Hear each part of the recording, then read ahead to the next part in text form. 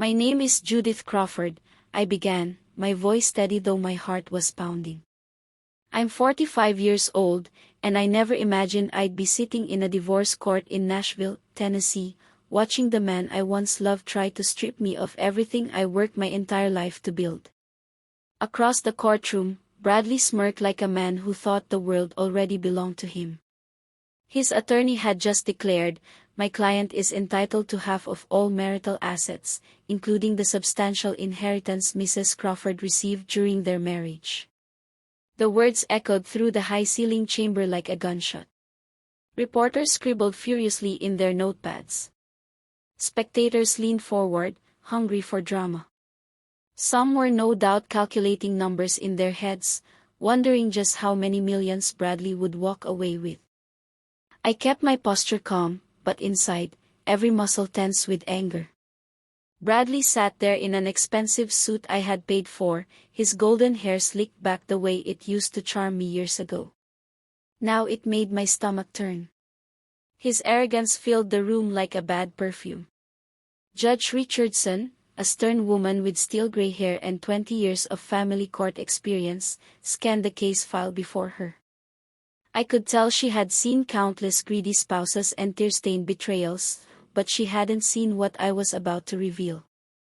Bradley turned, flashing me a smile he clearly thought was victorious. That smile was once my comfort, back when he used to bring me coffee in bed, whispering promises of forever. But now it was a sneer, proof that the man I had married was never who I thought he was. The courtroom felt heavy with tension. Dark wood panels pressed down on us. The low hum of the air conditioning, the shuffle of papers, even the faint noise of traffic outside, it all faded behind the pounding of my heart. My hand tightened around the envelope in my purse. The envelope that could destroy him. "Mrs. Crawford," Judge Richardson addressed me, her tone neutral but expectant. "Do you have any response to these claims?" I rose slowly, feeling the weight of every eye in the room.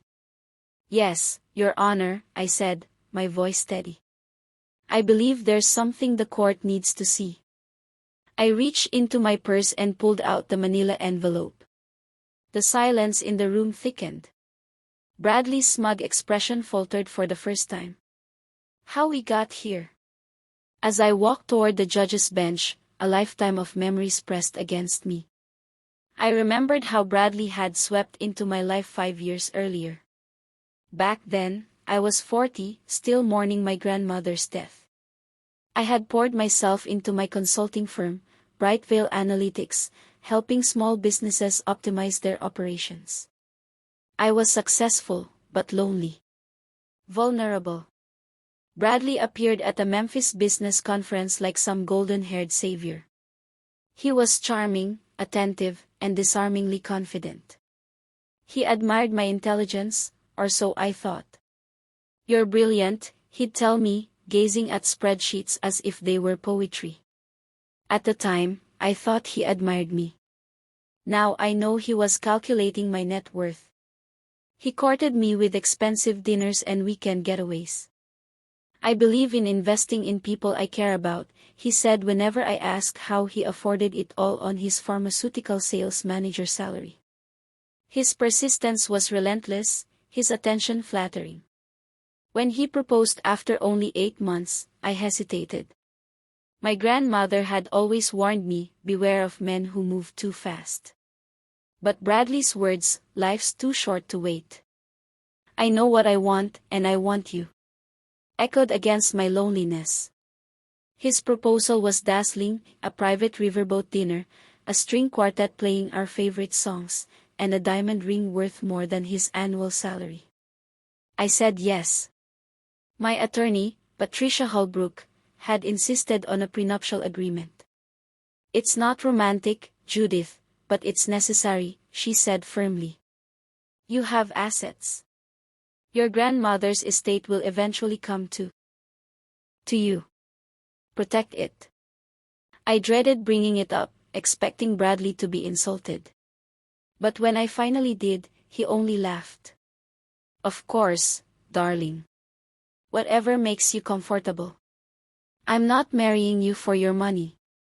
He signed the prenup without even reading it, joking, love doesn't need fine print. That moment had convinced me he truly loved me for me. Now, standing in court, I realized that laugh had been the sound of a predator walking into a trap he didn't see coming. The inheritance. 18 months into our marriage, I received the call. My grandmother's estate, her home, her carefully managed investments, her rare book collection, and $2.8 million in funds, was now mine. Bradley's reaction had been instant. 2.8 million? His eyes had lit up like fireworks. Judith, we're rich. That one word, we're, should have been my warning. Within 6 months, Bradley quit his job. He claimed he wanted to support me and explore new opportunities. What he really wanted was free rein to burn through my money. He bought a luxury car for networking.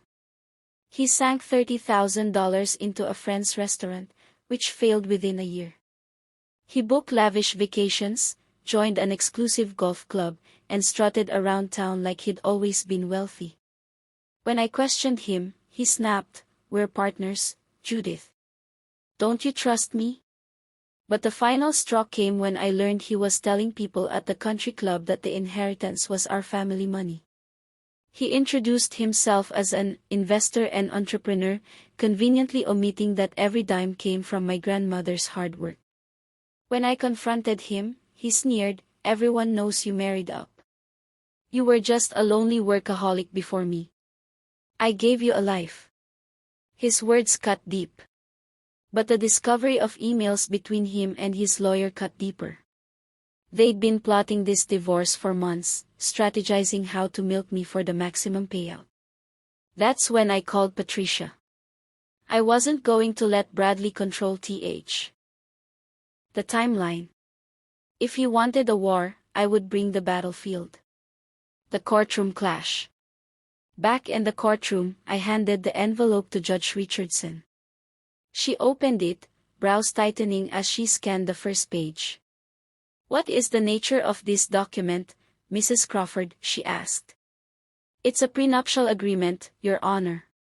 One my husband signed before our marriage." The air changed instantly.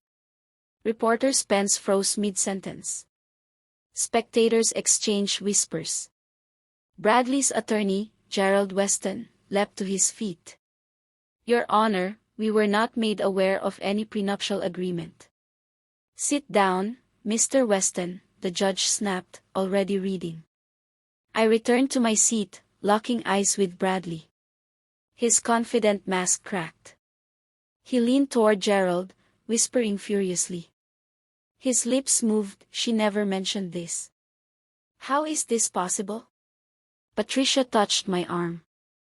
"Just watch," she whispered, calm as ever. Judge Richardson flipped carefully through each page. Finally, she spoke. "This appears to be a properly executed prenuptial agreement. Dated 6 weeks before the marriage. Signed by both parties. Witnessed by 2 notaries." Bradley's face drained of color. Gerald looked like he wanted the ground to swallow him whole. "Your Honor," Bradley suddenly burst out, voice cracking. "I don't remember signing anything like that." The judge's eyes sharpened. "Mr. Crawford, remain seated. Do not interrupt." But Bradley couldn't stop. His voice rose, frantic. "Judith tricked me. She said it was just paperwork, just romantic formality." "Mr. Crawford," the judge said, her tone like steel. "Did anyone force you to sign this? Were you under duress?" Bradley shifted in his chair, eyes darting around. "No, but I thought it was just." "Did you read it before signing?" The silence stretched like a noose. Finally, Bradley muttered, "I skimmed it. Judith said it didn't matter."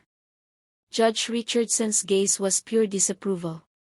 "So you signed a binding legal document, waived independent counsel, and now wish to blame your wife because you chose not to read it?" The courtroom bust. Reporters scribbled again, their pens racing to capture Bradley's downfall. The collapse. Gerald tried one last desperate move. Your Honor, perhaps the agreement is unconscionable, given the disparity. Mr. Weston, the judge interrupted. Have you reviewed the financial disclosures in this agreement? Gerald's fingers fumbled through the pages. Yes, Your Honor. They're extensive. Indeed. Mrs. Crawford disclosed all assets, income, and her expected inheritance. This is one of the most thorough prenuptial agreements I've seen in 23 years on this bench. Bradley's knuckles whitened on the table. He muttered under his breath, that can't be legal. The judge ignored him and continued reading aloud, Section 4, Paragraph B. Any inheritance received during the marriage shall be considered separate property and shall not be subject to division upon divorce.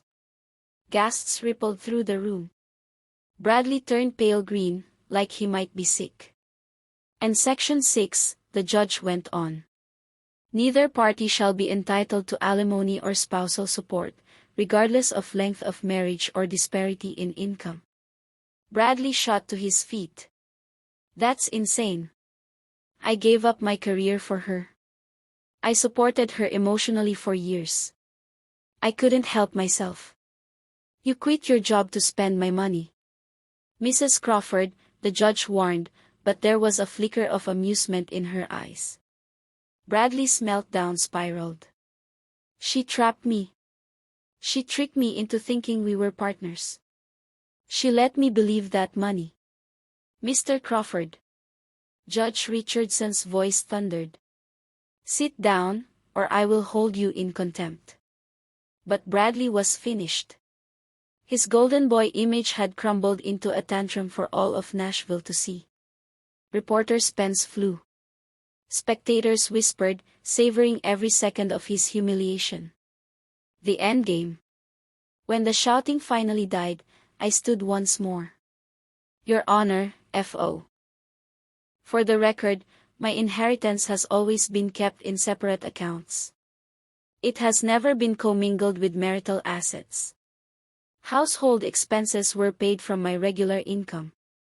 The estate is protected, just as the agreement specifies. The judge nodded firmly. Very well. Based on this prenuptial agreement and Mrs. Crawford's testimony, the inheritance and related assets are excluded from marital property. This court will not entertain further claims to them. Bradley collapsed into his chair, face red, jaw clenched. The man who had strutted into court expecting millions was leaving with nothing. Not my grandmother's money.